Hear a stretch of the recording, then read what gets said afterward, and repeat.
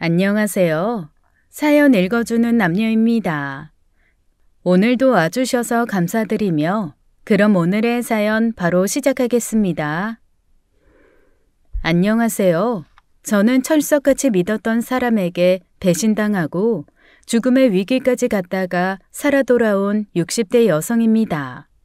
사실 저도 저한테 이런 일이 벌어졌다는 게 아직도 안 믿겨요. 믿는 도끼에 발등 찍힌다는 말을 익히 듣긴 했지만 제 도끼는 정말 믿음직한 도끼였거든요. 무슨 일인가 궁금하시죠? 다들 제 황당하고도 기구한 사연 한번 들어보세요. 저는 바닷가에서 태어나고 자라 항구와 어시장을 놀이터처럼 뛰어놀고 생선을 장난감처럼 만지며 컸습니다. 어른이 되어서는 자연스럽게 어시장에서 생선을 팔며 돈을 벌었죠. 같은 일을 하던 남편과 만나 결혼했고 아들과 딸을 낳아 화목하게 잘 살았습니다. 넉넉하진 않았지만 그래도 남편과 둘이 열심히 일해서 자식들 대학 교육까지 다 시켰어요. 다 자란 자식들 도시로 시집장가까지 보내고 나니 이만하면 잘 살았다 만족했죠. 젊어서 고생을 많이 했더니 어느새 재산도 좀 모여서 이제 남편이랑 오붓한 노년을 보내면 되겠다 싶었는데 위암에 걸린 남편이 어느 날 저만 남겨두고 먼저 세상을 떠났습니다. 저는 혼자 남았다는 외로움에 우울증에 걸렸어요. 하지만 주변에서 살뜰하게 챙겨주는 친구들 덕분에 힘든 시기를 잘 이겨낼 수 있었습니다. 고향에서 쭉 살다 보니 어릴 때부터 친하고 서로의 사정을 잘 아는 친구들이 이웃에 많았거든요. 그래서 남편은 없지만 나도 혼자가 아니라는 생각으로 힘을 낼 수 있었어요. 그중 가장 친한 친구는 미자였어요. 국민학교 때부터 같이 손잡고 등교하던 사이라 자매나 다름없었죠. 어릴 때부터 예쁘고 야무졌던 미자는 동네 유지인 집안에 시집을 갔습니다. 미자 남편은 성격도 다정하고 아내밖에 모르는 사람이라 둘은 동네에서 인고부부로 소문이 자자했어요. 한겨울에 꽁꽁 언손으로 생선을 자르던 저는 마냥 편해 보이는 미자의 팔자가 참 부러웠답니다. 하지만 친구니까 질투는 전혀 안 나고 미자가 행복해 보이는 게 그저 기뻤어요. 그런데 마냥 행복한 줄만 알았던 미자에게도 말 못할 비밀이 있었답니다. 어느 날 제가 장을 보려고 먼 읍내까지 차를 타고 나갔던 날이었어요. 길을 헤매는 바람에 웬 모텔 앞에 차를 세우고 있던 저는 봐서는 안 될 것을 보고 말았습니다. 바로 미자 남편이 웬 젊은 여자와 함께 모텔에 들어가는 것이었죠. 순간 저는 제 눈을 의심했지만 얼굴이며 걸음걸이까지 틀림없이 미자 남편이 맞더라고요. 그 여자의 손을 시종일관 쪼물락대며 지붕거리는 것이 틀림없이 불륜이 확실했고요. 그걸 본 저는 손이 벌벌 떨리고 정신이 아득해지더라고요. 대체 이걸 어떻게 해야 하나 몇 날 며칠을 고민했어요. 저 나쁜 놈이 내 친구를 속이는 게 화가 나지만 이걸 알면 친구가 너무 힘들어할 게 분명하니까요. 그런데 아무것도 모르는 미자가 자기 남편 보약 짓는다고 서울까지 갔다 오는 걸 보는데 속에서 천불이 나더라고요. 그 보약 먹고 힘나봤자 그거 다 다른 여자한테 다 쓸 텐데 너무 억울하잖아요. 그리고 곰곰이 생각해 보니 저라면 사실을 알고 싶을 것 같았어요. 이걸 알고도 감추는 건 친구에 대한 배신 같기도 했고요. 그래서 저는 용기 내어 미자를 찾아가 사실을 이야기했습니다. 놀라서 아무 말도 못하던 미자가 결국 주저앉아 펑펑 울더라고요. 미자의 비밀은 놀라웠어요. 다정한 아빠이자 완벽한 남편인 줄 알았던 미자 남편은 알고 보니 답도 없는 논팽이였거든요. 사실은 남편이 신혼 초부터 계속 바람 피워왔어. 그냥 스치는 바람이 아니라 아예 첩을 두고 딴 집 살림을 한 적도 있고. 세상에, 그걸 알고도 내내 참아왔던 거야? 그럼 어떡해. 가정을 깰 수는 없잖아. 설사 가정이 깨진다고 해도 그건 네가 아니라 네 남편 때문이야. 넌 잘못한 것도 없는데 언제까지 참기만 하고 살 거야. 당당하게 할 말 다 하고 당장 남편 잡아 족쳐. 그런데 다음 날 만난 미자는 완전히 다른 사람이 돼 있더라고요. 미자의 남편이 자기가 바람 피운 걸 소문내면 돈 한 푼 없이 쫓아낸다고 협박을 한 모양이었어요. 그래서 미자는 결국 저를 배신하고 남편을 선택한 거죠.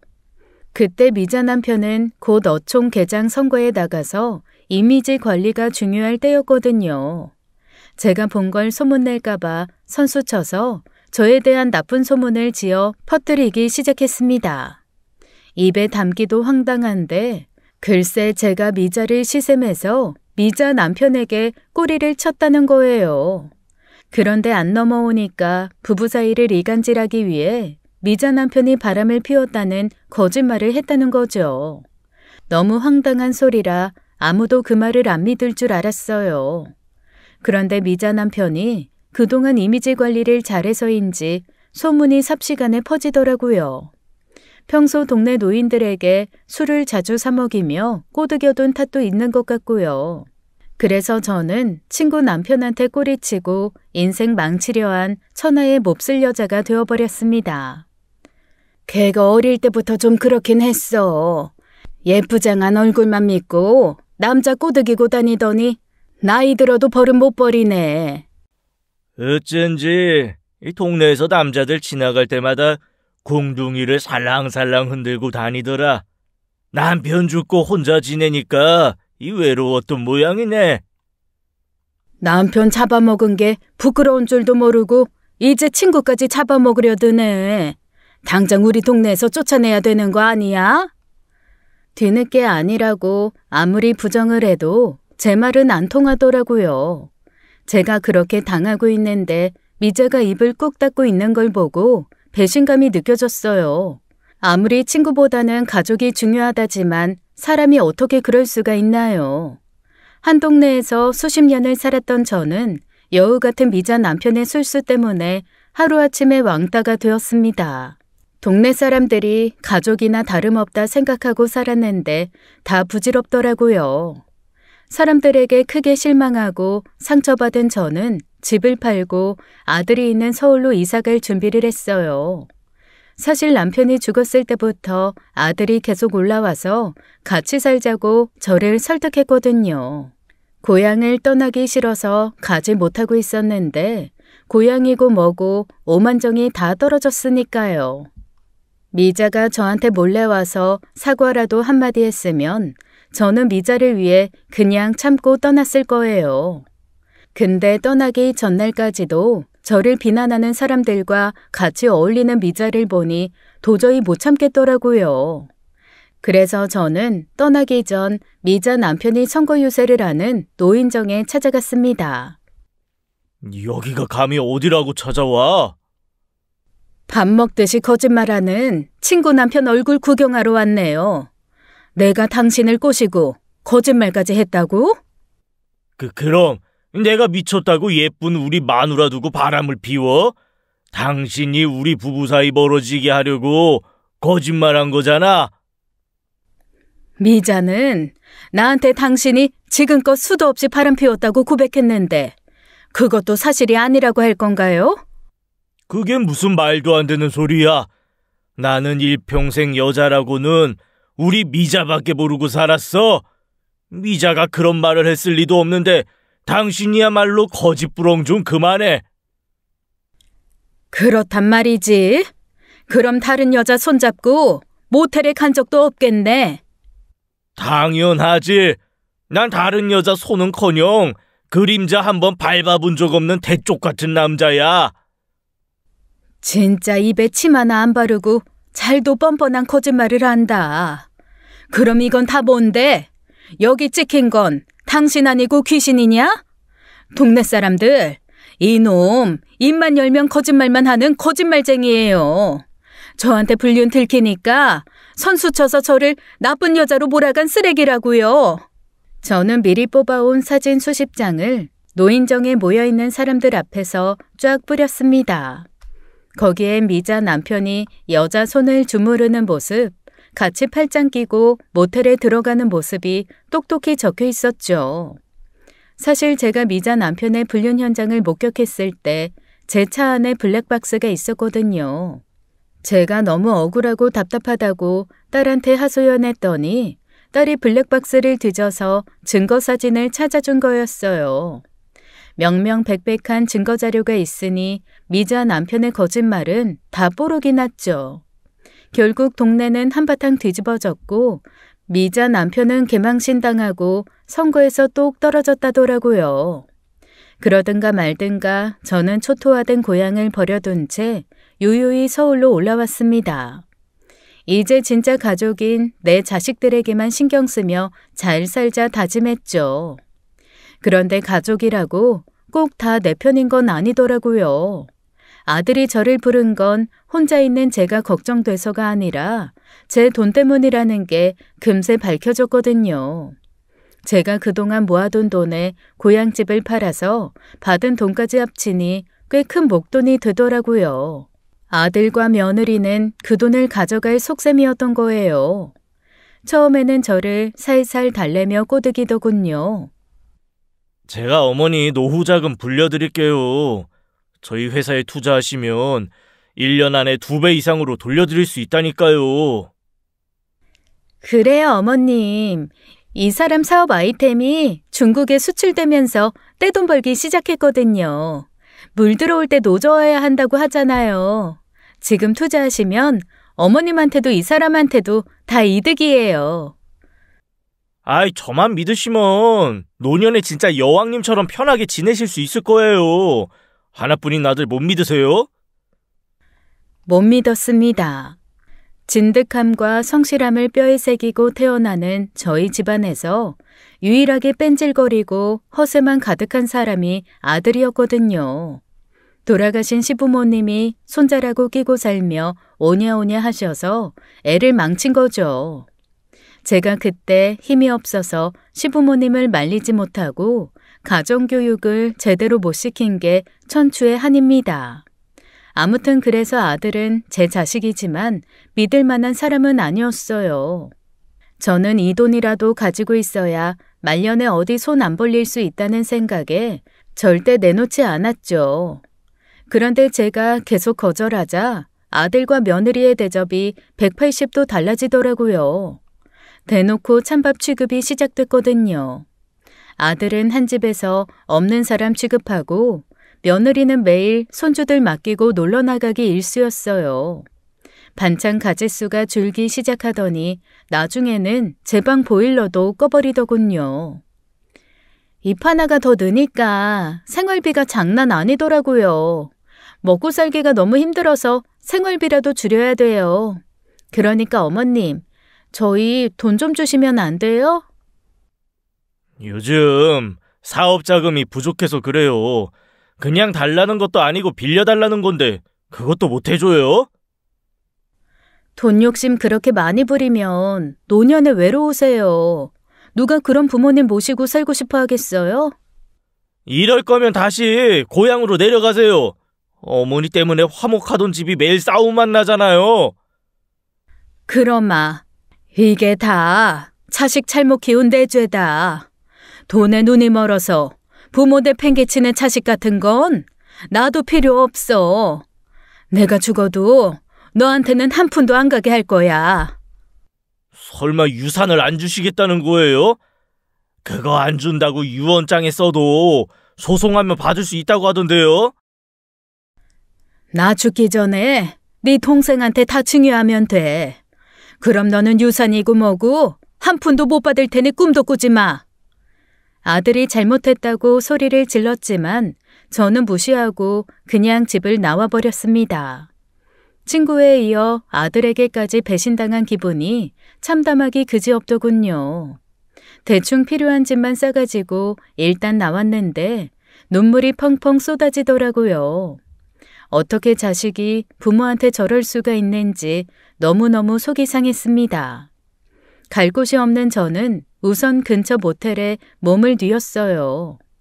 이제 와서 고향으로 돌아가기도 싫고 서울에는 아들 내외 말고는 아는 사람이 하나도 없었거든요.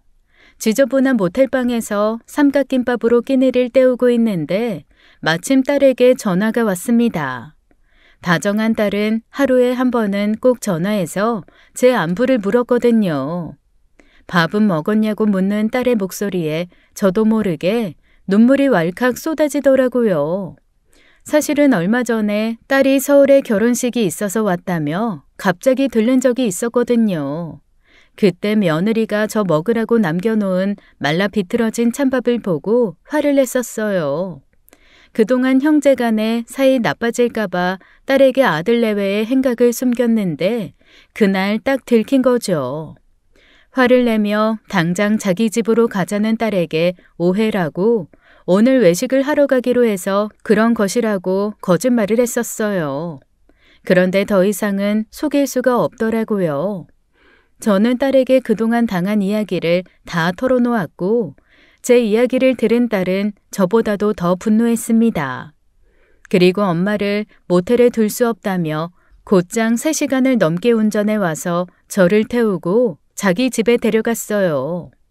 자기 집은 오빠 집처럼 크고 좋지 않아서 엄마가 불편하실까봐 그동안 같이 살자는 말을 못했다고요.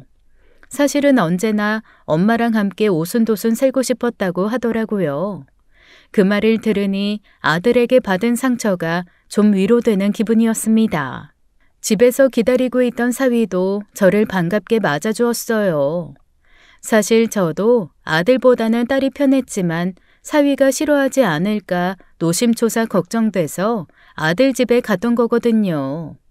그런데 사위는 친아들보다도 더 반갑게 저를 맞아주고 잘 챙겨주었습니다. 사실 사위는 부모 없이 보육원에서 자란 고아였어요. 처음 딸이 사위를 인사시키러 왔을 때는 그 사실 때문에 남편이 반대를 많이 했었죠. 그런데 결혼 후에 보니 예의 바르고 싹싹하고 성실한 게 진국인 사람이었습니다.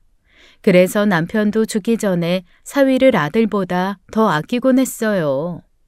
동네에서도 딸 결혼 잘 시켰다고 칭찬이 자자했죠. 그렇게 좋은 사위지만 그래도 막상 장모님을 모시고 하는 건 힘든 일이라 싫어할까 걱정됐어요. 갑자기 신세지게 돼서 자네 볼 면목이 없네. 내가 집 구하는 대로 금방 나갈 테니까 걱정 말게. 가긴 어딜 가세요. 사위도 자식인데 당연히 저희랑 지내셔야죠. 장모님 혼자 지내시는 거 걱정이었는데 잘 됐어요. 그렇게 말해줘서 정말 고맙네. 하지만 나도 염치가 있지. 아들네랑 다르게 딸 결혼할 때는 뭘 해주지도 못했는데 어떻게 신세를 지겠어. 아시겠지만 저는 고아라 평생 엄마를 가져본 적이 없어요. 장모님이랑 함께 지낸다고 생각하니까 갑자기 엄마가 생긴 기분이라도 좋은걸요. 신세진다 생각 마시고 그냥 자식이다 생각해 주세요. 그래 엄마. 이 사람은 결혼하고 나서 부모님이 생긴 기분이라 행복하다고 항상 이야기했단 말이야. 그러니까 엄마도 이 사람 어려워하지 말고 편하게 대. 앞으로 제가 친아들처럼 장모님 잘 모실게요. 그 말을 들으니까 더 서글픈 기분이 들었습니다. 정작 피땀으로 키운 친아들은 돈 때문에 저를 버렸다는 게 생각났거든요. 그런데 아무것도 해준 거 없는 사위가 이렇게 나를 환대해 주다니 기분이 묘했어요. 저 마음 편하라고 그냥 하는 인사치레인 줄 알았던 사위의 말은 진짜더군요. 아들 집에서와는 비교도 안 되는 효도를 받았거든요. 저는 고향에서 떠나온 뒤 처음으로 편안함을 느끼며 드디어 내 집에 왔다는 기분을 느꼈습니다. 그렇게 일주일 정도 푹 쉬고 기력을 회복한 저는 두고 온 짐을 가지러 다시 아들 집에 갔어요. 그런데 짐을 챙겨 나가려는 저희를 아들 부부가 막으며 딸과 사위에게 폭언을 퍼붓더라고요. 니들이 뭔데 엄마를 빼돌려? 그런다고 네가 엄마 돈 다 가져갈 수 있을 것 같아? 가긴 어딜 가요. 절대 못 나가요. 어머니 가시면 저희 애들은 누가 보라고요. 가실 거면 고향집 판돈이나 다 내놓고 가세요. 이제 아주 대놓고 돈 타령을 하는구나. 너는 내가 돈으로밖에 안 보이니? 설마 했는데 시어머니한테 말본새 봐. 진짜 인간 말종 부부네. 언니가 뭔데 우리 엄마한테 막말해요? 오빠, 네가 제일 문제야. 네가 엄마 무시하니까 새언니도 같이 저러는 거잖아. 그러는 너는 뭔데 오빠한테 너너거려? 버르장머리 없는 가시나 같은 이라고? 할머니 할아버지 계셨으면 너 같은 건 진작 뺨 맞고 쫓겨났어. 그런 무식한 할머니 할아버지 밑에서 자라서 네가 이 모양이 됐지. 자기 엄마 내팽개치고 돈 타령만 하는 네가 인간이니? 네가 엄마한테 돈이라도 맡겨놨어? 내가 장남인데 어머니 돈은 당연히 내 돈이지. 할머니 할아버지 계셨어봐. 진작 다 나한테 주셨을 거야. 그래서 그분들 지금 계셔? 안 계셔. 쌍팔년도도 아니고 언제적 장남 타령이야? 정작 장남 노릇은 하지도 않으면서 부부가 똑같이 양심이 없네. 우리 엄마 그만 괴롭혀. 우리가 언제 어머님을 괴롭혔다는 거예요? 장남 노릇하려고 어머님도 저희 집으로 모셔왔던 거잖아요. 왜 갑자기 끼어들어서 방해해요? 아가씨도 돈 욕심나서 돈 가로채려고 그러는 거 모를 줄 알아요? 그만두지 못해? 너희 자꾸 그러면 지금 사는 집까지 다 빼앗는 수가 있어. 나한테 차용증 있는 거 기억 안 나니? 바락바락 대들던 아들과 며느리는 제 말을 듣고 바로 입을 다물더라고요. 사실 아들 며느리가 사는 아파트 매매 대금의 반은 저와 남편이 대주었어요. 결혼할 때 그냥 주려고 했지만 남편이 무슨 계시라도 받았던 건지 빌려주는 형식으로 하자고 하더라고요. 차용증을 써서 공증까지 받았던 터라 빼도 박도 못하게 제 돈이었습니다. 10년 넘게 잘 살면 빚을 없애고 완전히 증여해주는 걸로 바꾸겠다 했던 건데 그러길 천만다행이었죠. 차용증이라도 없었으면 힘없는 제 말 같은 건 씨알도 안 먹혔을 테니까요.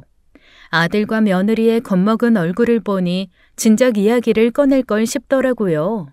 자기 엄마 말은 귀등으로도 안 듣는 철없는 아들의 유일한 약점이 바로 돈이었으니까요. 그 돈은 그냥 너희 준 걸로 생각하고 잊으려고 했어. 돈 가지고 자식 휘두르는 부모가 되기는 너무 치사하니까. 근데 너희 하는 꼴을 보니 도저히 안 되겠다. 너는 이 엄마가 돈으로밖에 안 보이냐? 아이, 그게 저도 오죽하면 이러겠어요. 제가 사업 자금이 너무 급해서 그래요. 급해서가 아니라 그냥 돈 앞에서 본색이 드러난 게지. 며느리 너도 한번 이야기해봐라. 내가 고향집 한 돈 안 준다고 하니까 바로 돌변해서 찬밥 취급하고 나한테 막말까지 한 게 너야. 그런데 내가 너희한테 돈을 더 주고 싶겠니? 그거는 저희가 잠깐 좀 화가 나서 그런 거고요. 진심은 아니었어요. 화가 나도 어른한테 해도 될 말이 있고 아닌 말이 있어. 그렇게 사람 무시해놓고 나가겠다니까 막기는 왜 막아? 나보고 계속 이 집에서 그런 꼴이나 당하며 살라고? 죄송합니다. 너는 사과 안 해? 죄송해요. 한 번만 더 나한테 돈 맡겨놓은 듯이 굴고 닥달하면 그땐 진짜 끝이다. 이 차용증 들고 찾아와서 빌려준 돈까지 싹 다 받아내는 수가 있어. 그러니까 이미 받은 거마저 뺏기기 싫으면 앞으로 똑바로 해. 그러자 아들과 며느리가 바로 꼬리를 내리더라고요. 물론 진심이 아닌 게 뻔했지만 어쨌든 사과도 받아냈고요. 아무리 타이르고 해도 안 듣던 아이들이 돈 앞에서 바로 무릎 꿇는 걸 보니 참으로 허탈했습니다. 역시 돈이 무섭긴 무서운가 봐요. 크게 실망한 저는 이제부터는 아들에게 기대는 버리고 착한 딸과 사위만 보며 살아가야겠다 싶었습니다. 한동안 기죽어서 조용히 지내던 아들과 며느리는 얼마 후 안 하던 안부 연락을 시작하더라고요. 딸네 집으로 가끔 반찬과 건강식품도 보내고요. 그래서 늦었지만 이제라도 정신을 좀 차렸나 기대했는데 역시나요.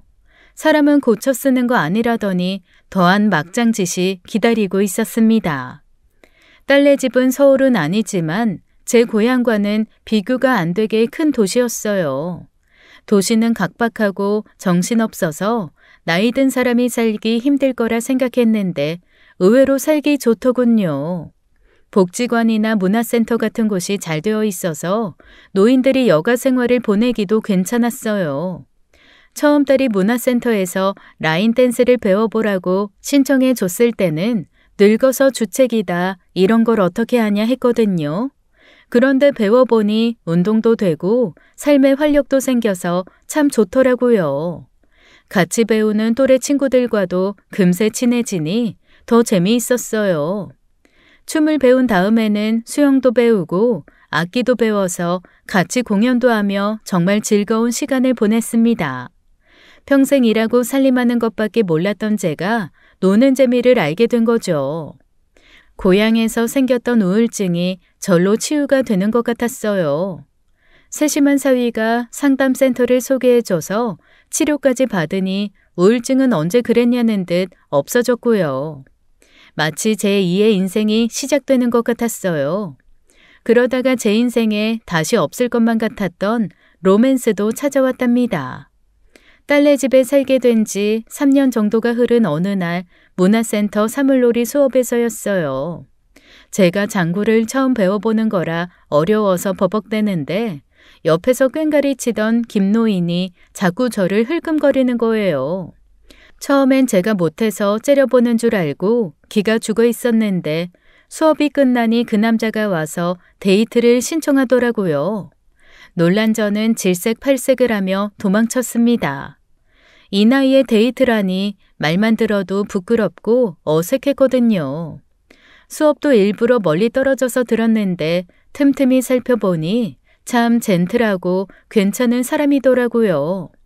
저도 호감이 생겼지만 그래도 부끄러워서 계속해서 거절만 했죠. 그런데 저를 데리러 왔던 딸이 김노인이 데이트 신청하는 걸 봐버린 거예요. 저는 딸이 싫어할 것 같아서 걱정했는데 딸은 오히려 저를 응원해 주더라고요.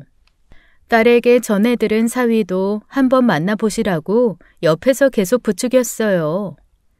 사실 나는 엄마가 집에 혼자 계시는 시간이 많아서 걱정됐거든. 근데 남자친구분 계시면 나도 걱정 덜 수 있을 것 같아. 남자는 남자가 봐야 아는 거라 제가 살짝 만나봤거든요. 근데 정말 괜찮은 분 같았어요. 두 분 데이트 겸 같이 놀러 다니시면 적적하지 않아서 좋고 건강에 좋은 거라 저는 무조건 찬성입니다. 그래도 다 늙어서 연애라니 너무 주책이지 않니? 남들이 흉보면 어떡해. 주책이라고 흉보는 게 아니라 청춘이라고 부러워할걸? 남들 시선 같은 거 신경 쓰지 마요. 일하느라 평생 고생하셨는데 나는 이제라도 엄마 하고 싶은 거 다 하고 사셨으면 좋겠어.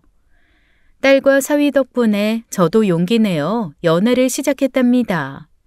동갑내기인 저희 둘은 성격도 관심사도 비슷해서 마음이 참 잘 통했어요. 별다른 걸 안 해도 자식 이야기, 건강 이야기 같은 것만 해도 시간 가는 줄 몰랐죠. 꽃다운 여고생 시절로 돌아간 것처럼 함께 있으니 낙엽만 굴러가도 깨아르르 웃게 되고 맛없는 식당을 가도 그 어떤 산의 진미보다 더 맛있게 느껴졌어요. 잊고 살았는데 연애라는 게 참 설레고 기분 좋은 거더라고요. 그렇게 행복하게 지내던 어느 날이었습니다. 저와 김노인이 근교의 유명한 수목원으로 데이트를 갔는데 글쎄 아들 부부를 우연히 마주친 거예요. 저는 속으로 깜짝 놀랐지만 아무렇지 않은 척하며 김노인에게 아들 내외를 소개시켰습니다. 반갑지 않다는 얼굴로 멀뚱히 인사하던 아들은 제 남자친구라는 말에 눈이 휘둥그레지더군요. 지금 뭐라고 하셨어요? 남자친구요? 제가 잘못 들은 거죠? 에이, 설마. 환갑이 넘으셨는데 연애라니 그게 말이 돼요? 아들은 귀를 후비적거리고 며느리는 깔깔대며 비웃는 모습이 그렇게 망신스러울 수가 없더라고요. 저는 옆에 있는 김노인 보기 부끄러워서 얼굴이 새빨개졌습니다. 항상 젠틀하고 여유로운 김노인도 당황해서 말문이 막힌 얼굴이더라고요. 어머니, 말씀해 보시라니까요. 지금 이 아저씨하고 연애를 하신다는 거예요? 내가 연애를 하든 말든 너희가 무슨 상관이야? 내 일에 신경 쓰지 말고 가라. 그 나이에 연애는 무슨 연애예요? 주책 부리지 말고 집에나 얌전히 계세요. 괜히 이런 데 싸돌아다니다가 넘어져서 뼈라도 부러지면 병원비 많이 들어요. 근데 두 분은 어떻게 만나게 되신 거예요? 어머님 혹시 콜라텍 그런 데 다니세요? 야, 너 미쳤어? 우리 어머니 그런 사람 아니야. 그러니까 창피하게 자식한테 왜 이런 꼴을 보여요? 어머니 노망 나셨어요? 듣자 하니까 너무 선을 넘네. 이 어머니한테 그게 무슨 말버릇인가? 아저씨가 무슨 상관이세요? 어머니랑 연애한다고 자기가 무슨 내 아버지라도 되는 줄 아나? 순진한 할머니 꼬셔서 지금 뭐 하는 겁니까? 연애라니 전 절대 허락 못합니다. 어디 자식이 어머니한테 허락을 하네만 야. 자네 지금 어머니 무시하나? 이게 대체 어디서 배운 버르장머리야? 죄송해요. 제가 자식 교육을 잘못 시켜서. 너 헛소리 하지 말고 그냥 빨리 가. 두 남자가 싸움 날 뻔한 걸 겨우 말려서 저는 김노인을 데리고 나왔습니다. 착하고 예의 바른 딸 내외만 봐왔던 김노인은 저한테 저렇게 막대먹은 자식이 있는 줄은 몰랐을 거예요. 돌아가는 길에 김노인이 자기가 너무 흥분했다며 사과하는데 저는 창피해서 얼굴을 들 수가 없더라고요. 아들과 며느리가 했던 말 한마디 한마디가 비수가 되어 제 가슴에 꽂혔거든요. 가족 아니라 남한테도 절대 해서는 안 되는 막말이잖아요. 근데 그걸 심지어 김노인 앞에서 해서 제 어미 얼굴에 먹칠을 하다니. 평소 아들과 며느리가 저를 얼마나 무시하고 있었는지 뼈저리게 느낄 수 있었죠. 저는 화가 나서 아들 내외 얼굴도 보고 싶지 않았어요. 그런데 아들은 뭐가 그렇게 마음에 안 드는지 계속 저를 괴롭히더라고요. 시도 때도 없이 전화해서 김노인과 빨리 헤어지라고 잔소리를 했거든요. 주말에는 제가 데이트라도 하러 갈까봐 겁나는지 내려와서는 손주들 봐달라고 떠맡기고 가기도 했어요. 제 연애를 방해하려고 아주 열심히더군요. 더 어이없는 건 소식 끊고 살던 온갖 친척들한테까지 다 전화를 한 거예요. 글쎄 제가 이상한 사람이랑 결혼을 하려 한다고 소문을 내서 저를 말려달라고 했다더라고요. 사실 말이 연애지 김노인과 저는 그냥 친구처럼 같이 놀러 다니는 게 다였거든요. 그래서 결혼 같은 건 아예 생각조차 안 하고 있었는데 아들 혼자 김칫국 마시면서 난리를 쳐댔어요. 어머니, 혹시 결혼하실 생각은 아니죠? 제가 양보해서 그냥 만나시는 건 그렇다 쳐도 결혼은 절대 안 돼요. 내가 결혼을 하든 말든 네가 무슨 상관이야? 아버지 돌아가신 지 5년밖에 안 지났어요. 근데 벌써 다른 남자 만나고 재혼까지 생각하는 거 부끄럽지도 않으세요? 바람을 피운 것도 아닌데 내가 부끄러울 게 뭐가 있어? 너나 처신 똑바로 하고 살아. 어른 앞에서 말버릇이 그게 뭐야? 너 때문에 내가 창피해서 혼났어. 잘 됐네요. 창피 당하신 김에 그냥 헤어지세요. 넌 왜 반대 안 하고 가만히 있어? 너 알랑방구 좀 그만 끼워. 어머니 편인 척 꼬드겨서 유산 다 가로채려고 그러는 거지? 생각하는 수준하고는 내가 오빠 너 같은 줄 아냐? 연애든 결혼이든 엄마가 알아서 하실 일인데 웬 참견이야? 난 엄마만 행복하시면 돼. 참견을 안 할 수가 없는 상황이니까 그렇지. 까딱하다간 우리가 쪽박차게 생겼다고. 어머님, 제가 관상을 좀 볼 줄 알잖아요. 그 아저씨 얼굴이 얄쌍하고 뺀질뺀질한 게 약간 사기꾼상이더라고요. 어머님이 혹시 사기당하고 상처 입으실까봐 저는 그게 너무 걱정돼서 그래요. 사기꾼은 무슨? 그분 경찰 공무원 출신이거든? 원래 아는 사람들이 더 한다고 하잖아요. 그리고 공무원이면 연금 조금 나오는 거 말고는 돈도 없을 텐데 어머님 재산 노리고 접근한 걸 수도 있죠. 요즘 노인들 대상으로 하는 사기 범죄가 많다고 하잖아요. 괜히 이상한 아저씨한테 돈 뜯기고 울지 말고 집에서 얌전히 TV나 보고 지내세요. 내가 너희들 속셈 모를 줄 알고? 내가 연애하면서 가진 돈 모두 써버릴까봐 그 걱정하는 거잖아. 아니에요. 저희 돈 욕심 다 버렸잖아요. 요즘 세상이 흉흉하니까 어머님 걱정돼서 그러는 거라고요. 욕심을 버리긴. 또 돈 때문에 이러는 거 뻔히 보인다. 애미를 돈으로밖에 안 보는 고얀 것들. 그래요. 솔직히 걱정이 안 되겠어요? 두 분이 결혼이라도 하면 그 집 자식들한테까지 어머니 유산 나눠줘야 할 편인데 그럼 우리 몫이 확 줄어들잖아요. 딱 보니까 그 아저씨 가진 것도 별로 없어 보이던데 결혼은 절대 안 돼요. 저 죽는 꼴 보고 싶으시면 그러세요. 뭐 눈에는 뭐만 보인다더니 딱 그 짝이구나. 김노인 집안이 대대로 알부자야. 이 동네에만 건물이 3개나 있는 건물주인데 그건 알고 반대하니? 내가 재혼하면 유산도 몇 배로 늘어났을 텐데 너희가 기를 쓰고 반대하니 못하겠구나. 오냐? 앞으로 죽어도 재혼 같은 건 하지 않으마.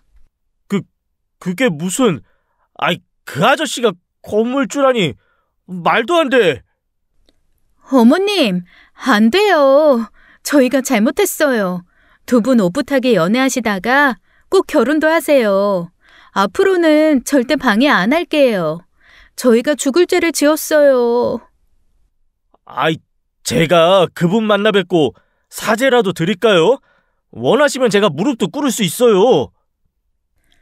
갑자기 말을 바꾸고 제 앞에서 싹싹 비는 아들 내외를 보니 우습더라고요. 사실 하지도 않을 결혼으로 아들이 돈 계산하며 머리 굴리는 꼴이 한심해서 거짓말한 거거든요. 김노인은 부족한 거 없이 여유롭게 살긴 했지만 건물주 정도 되는 부자까지는 아니었어요. 그런데 아들은 제가 한 거짓말에 깜빡 속아서 김노인에게 막말한 걸 땅을 치고 후회하더라고요. 제가 한 번만 더 내 일에 참견하면 아예 헤어져 버리겠다고 협박하니 아들은 도망치듯 나갔습니다. 두 분 꼭 잘 돼서 결혼하시길 바란다는 이상한 덕담만 남기고 말이죠. 진실을 다 아는 딸과 저는 아들 내외를 보내고 실컷 웃었답니다. 하지만 돈밖에 모르는 아들의 얕고 천박한 속내를 다시 한번 확인해서 기분이 씁쓸하더라고요. 내 속으로 낳은 내 자식이 그렇게까지 바닥인 줄은 몰랐으니까요. 그래도 더 이상 참견하지 않겠다는 약속까지 하고 갔으니 이제는 좀 편해지겠다 싶었죠. 그런데 웬걸요?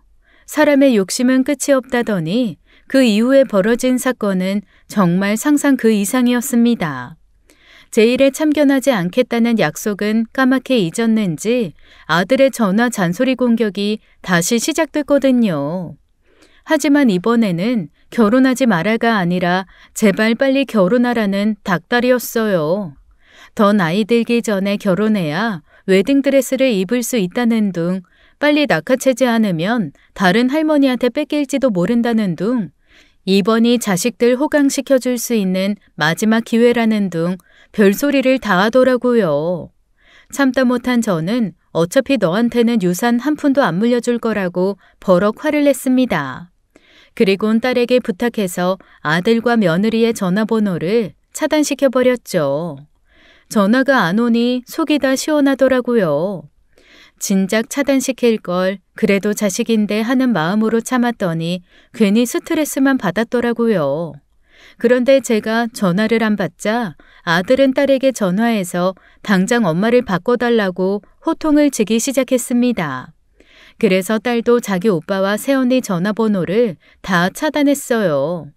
그랬더니 포기했냐고요? 아니요. 이제는 사위한테까지 전화해서 난리를 치더라고요. 하나밖에 없는 아들이 돈밖에 모르는 속물이라니. 내 자식이지만 연을 끊고 싶을 정도로 지긋지긋했습니다. 이쯤 되니 사위 보기도 너무 부끄럽더라고요. 사위는 정말 친자식보다도 더 저한테 잘해줬거든요. 더 눈치가 보였던 게 그쯤 딸 부부의 경제 사정이 안 좋았습니다. 사위가 운영하는 중식당 맞은편에 유명한 프랜차이즈 중식당이 생겨버린 거예요. 손님을 다 빼앗기고 가게에 파리만 날려서 힘들어하는 사위를 보니 마음이 많이 쓰이더라고요. 저는 그때 안 그래도 딸 부부에게 재산을 증여해 주려고 준비하고 있었거든요. 돈돈거리기만 하는 아들 내외가 괘씸하기도 하고 딸이 결혼할 때는 목돈을 못 해준 미안함이 컸어서요. 마침 남은 고향 땅을 처분해서 더 보태주려고 알아보던 중이었어요. 힘들어하는 사위를 보니 증여를 빨리 앞당겨야겠다 싶었습니다. 딸은 회사를 다니고 있었는데 그때 마침 교육차 지방에 출장을 가게 됐죠. 딸 없이 사위와 저만 둘이 일주일을 지내게 된 거예요. 그런데 사위가 어느 날 저에게 여행을 제안하더라고요. 갑자기 여행을? 자네 가게는 어쩌고? 장사가 너무 안 돼서 접으려고 생각하던 참이었어요. 좀 쉬었다가 경쟁 업체 없는 다른 지역에 가게 자리 새로 알아보려고요. 아이고, 그렇게 됐어? 자네가 많이 속상하겠네.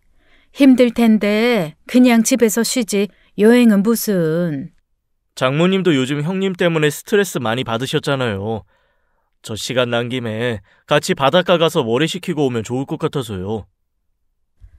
그렇게까지 안 해도 되는데. 여보, 우리 엄마한테 신경 써줘서 정말 고마워. 안 그래도 나 없이 둘만 있기 너무 심심할까봐 걱정됐는데 역시 자기밖에 없어. 엄마, 괜찮지? 오랜만에 바다 가서 구경도 하고 맛있는 것도 많이 먹고 와요. 그러세요, 장모님. 저 어릴 때 엄마랑 같이 여행 가는 친구들이 부러웠거든요. 이번에 장모님 모시고 가서 어릴 때 하고 싶었던 거 다 해보려고요. 우와, 엄마 좋겠다. 아들한테 못 받은 효도 사위한테 대신 다 받겠네. 딸도 없이 사위와 단둘이 가는 여행이라니 조금 부담스럽더라고요. 다정하고 친절한 사위를 좋아하고 그동안 많이 친해지긴 했지만 단둘이 여행 가는 건 어색했거든요. 하지만 딸과 사위가 저렇게까지 말을 해주니 도저히 거절할 수가 없더라고요. 결국 딸이 출장 가는 날 저는 사위와 함께 여행길에 올랐습니다. 일단 나오니까 좋긴 좋더라고요. 해안도로 드라이브도 좋고 오랜만에 맡는 바다 냄새도 좋고요. 사위와 저는 여행지에 도착하자마자 어시장 먼저 들렸습니다. 소시적 전문가 기질을 발휘해서 싱싱한 횟감을 고르고 주인 대신 직접 주방에 들어가서 회도 쳤죠. 멋있다며 축혀 세워주는 사위 덕에 어깨가 으쓱해지더라고요. 늦은 점심을 맛있게 먹고 나오니 사위가 깜짝 이벤트를 준비했다며 저를 항구로 데려가더라고요. 바다 낚시를 가려고 작은 배를 하나 예약했다는 거예요. 낚시를 별로 좋아하지 않는 저는 배까지 타고 나가서 낚시를 하자니 뜨악했지만 애써 좋아하는 척했어요. 사위가 저를 위해 준비했다는데 실망시킬 수는 없잖아요. 선장은 저희가 배를 타자 기다렸다는 듯 빨리 운전해 깊은 바다로 들어갔습니다. 오후 4시 정도밖에 안 됐는데 바다라서 그런지 금세 날이 저물 기세더라고요. 아이고, 맑을 때 오면 더 예뻤을 텐데 날이 금세 어두워지게 생겼네.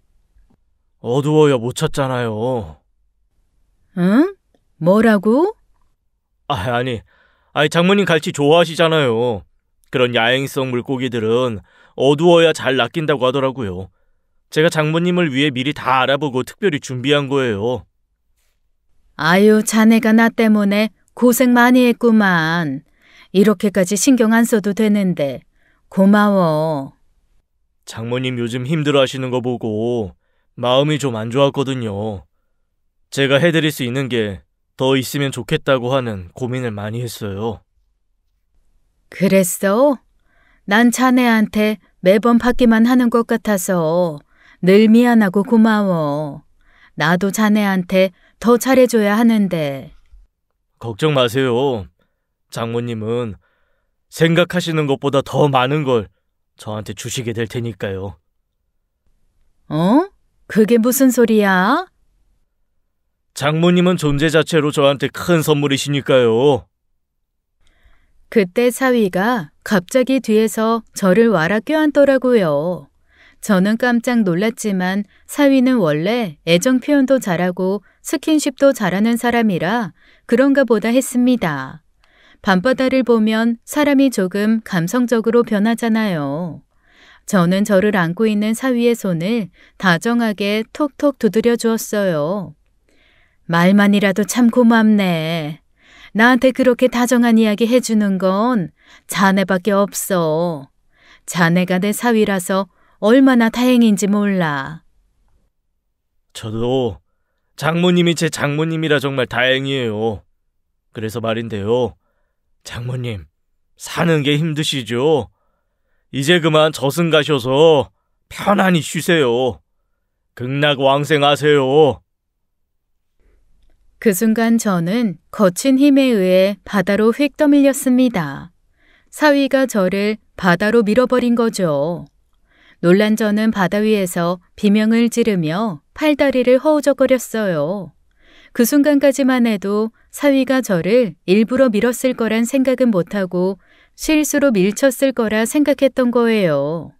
그래서 바닷물이 꼴깍꼴깍 넘어오는 것을 참아가며 살려달라고 간절히 외쳤습니다. 그런데 사위는 그런 저를 신경도 쓰지 않고 구경하듯 바라만 보더라고요. 그러고는 갑자기 막걸리를 따서 바다 위에 뿌리기 시작했어요. 귀신되지 말고 좋은 곳으로 가라는 말과 함께 말이에요. 바로 저를 향해 천도제를 지내는 거였죠. 그제야 사위가 저를 죽일 계획으로 여기 데려왔다는 깨달음이 들면서 온몸에 소름이 쫙 끼치더라고요. 저는 선장을 바라보며 살려달라고 외쳤지만 선장도 짠 듯이 저를 외면하고 배를 출발시켰습니다. 저는 배를 따라가려고 열심히 헤엄쳤지만 너무 놀라서인지 몸이 말을 잘 듣지 않았어요. 결국 저는 아무도 없는 바다에 홀로 남겨졌죠. 친자식보다도 더 믿었던 사위가 그럴 줄은 정말 꿈에도 몰랐기에 충격이 너무 컸답니다. 실은 내색 한 번 없이 늘 잘해주기만 하던 사람이 갑자기 돌변해 날 죽이려 하다니 역시 돈 때문이었겠죠. 그동안 저를 보고 따뜻하게 웃던 미소, 다정하게 건넨 말들, 그 모든 게 거짓이었을 거라 생각하니 너무 무섭더라고요.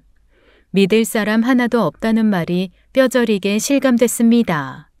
배신감으로 온몸을 떨며 얼어붙어 있던 저는 뒤늦게 주위를 둘러봤어요. 하지만 지나가는 배가 한 척도 없더라고요.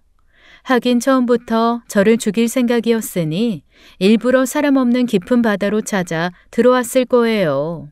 그 생각에 절망이 점점 커지면서 몸에 힘이 스르르 빠지더군요.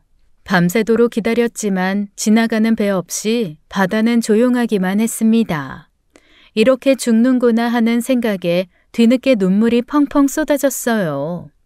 착하게만 산 건 아니지만 그래도 남한테 나쁜 짓은 안 하고 살았다 자부했는데 내가 뭘 어쨌다고 이런 시련에 처하나 싶어 억울하기도 했죠. 몸이 점점 가라앉는 게 느껴지는데 죽을 위기에 처하면 주마등이 스쳐 지나간다고 하죠. 정말 제 머릿속에 그동안 살아온 날들이 쫙 펼쳐지더라고요. 보고 싶은 얼굴들도 떠오르는데 그 중에서도 딸의 얼굴이 가장 마음에 밟혔습니다. 내가 여기서 죽으면 딸은 아무것도 모르고 자기 어미 죽인 원수와 함께 살 텐데 그러다 나중에 내 딸한테까지 나쁜 짓을 하면 어쩌나 하는 생각이 들자 그제야 정신이 번쩍 들더군요. 절대로 그렇게 둘 수는 없었습니다.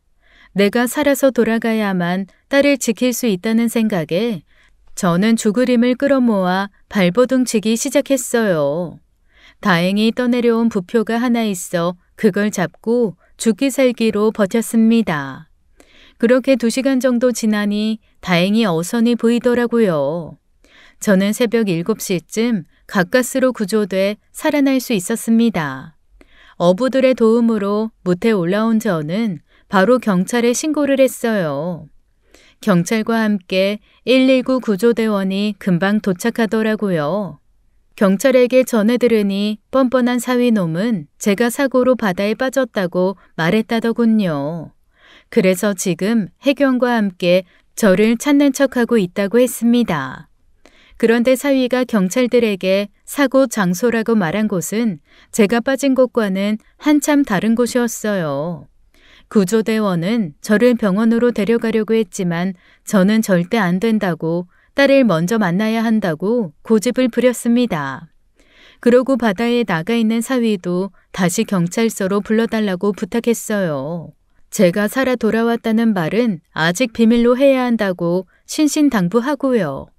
그렇게 겨우 경찰서에 들어가니 딸 부부와 아들 부부가 모두 모여 있었습니다. 자식들은 제가 죽은 줄 알고 바닥에 주저앉아 엉엉 울고 있었어요. 며느리는 놀라서 얼이 다 빠져 있더라고요. 그리고 사위놈은 어이없게도 경찰의 멱살을 잡으며 화내는 척하고 있었습니다. 제가 돌아온 걸 모르니 뻔뻔하게 계속 연기를 하는 거였죠. 멀리서 보니 아주 가관이더라고요.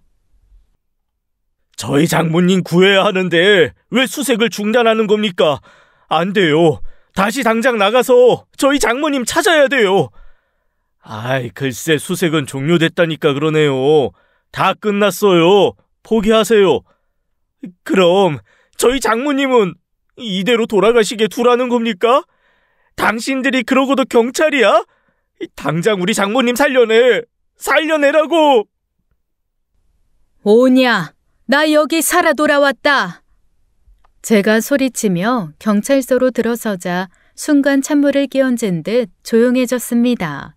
다들 놀라서 휘둥그레진 눈으로 저를 보는데 사위는 귀신을 본 듯 소스라치게 놀라며 비명을 지르더군요. 죽은 줄 알았던, 아니 죽인 줄 알았던 제가 살아 돌아온 걸 보니 믿을 수가 없었겠죠. 저는 분노 때문인지 추위 때문인지 모르게 몸을 부들부들 떨며 사위에게 다가갔습니다. 한 발짝 한 발짝 다가갈 때마다 사위 눈에 두려움이 더 커지는 게 보였어요. 그 앞에 힘겹게 도착한 저는 남아있는 온 힘을 끌어모아 사위의 뺨을 후려쳤습니다. 네가 죽이려고 했던 장모, 여기 살아 돌아왔어. 장모님, 진짜 장모님이세요? 귀신 아니고 진짜 장모님이에요? 뒤늦게 정신 차린 딸과 아들이 오열하며 달려와 저를 부둥켜 안았습니다.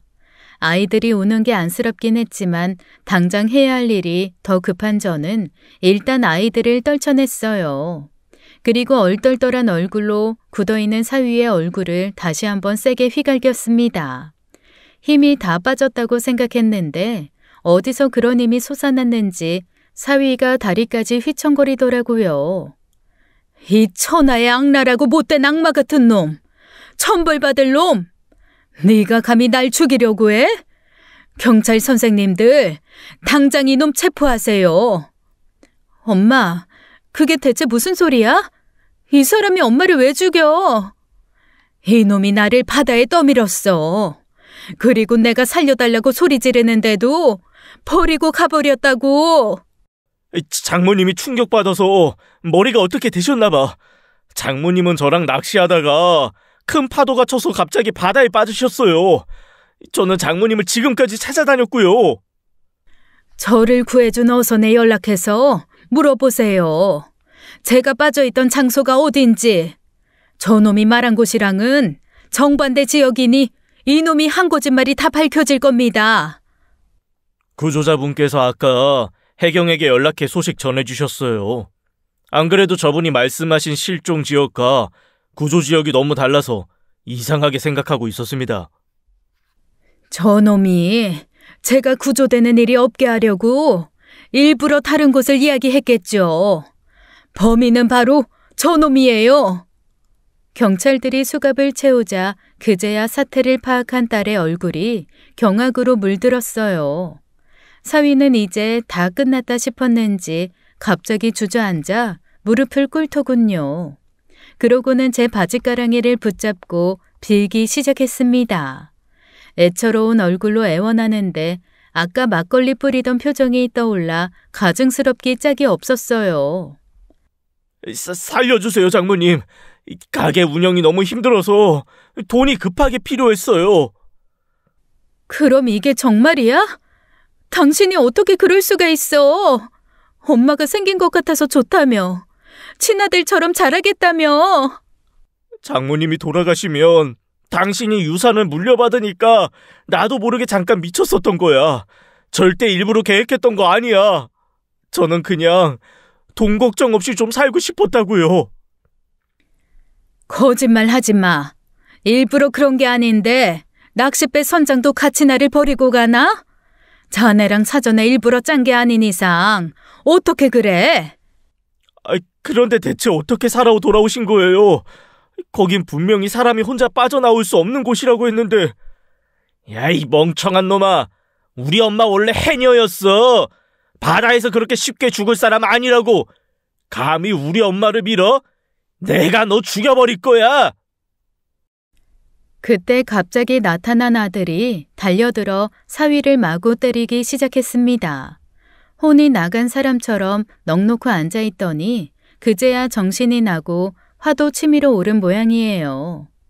아들 말대로 사실 저는 어릴 때 해녀였거든요. 국민학교 때부터 친정엄마와 할머니를 따라서 온 바다를 누비며 자랐죠. 아이를 낳은 후 건강에 문제가 생기는 바람에 해녀를 그만두고 어시장에서 일하기 시작했던 겁니다. 사위는 그 사실을 전혀 몰랐기 때문에 저를 바다에 빠뜨려 죽이려 한 실수를 저지른 거예요.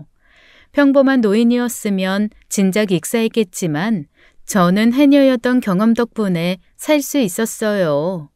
또 딸을 살려야 한다는 엄마로서의 집념 덕분이기도 했죠.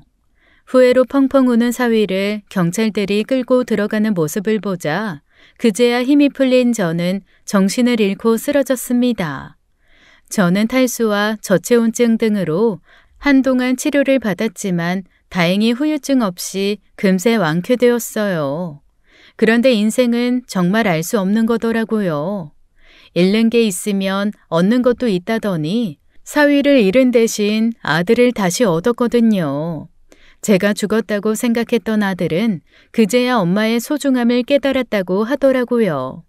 저 없이는 못 살겠다며 효자로 돌변해서 저를 지극정성으로 간호했거든요.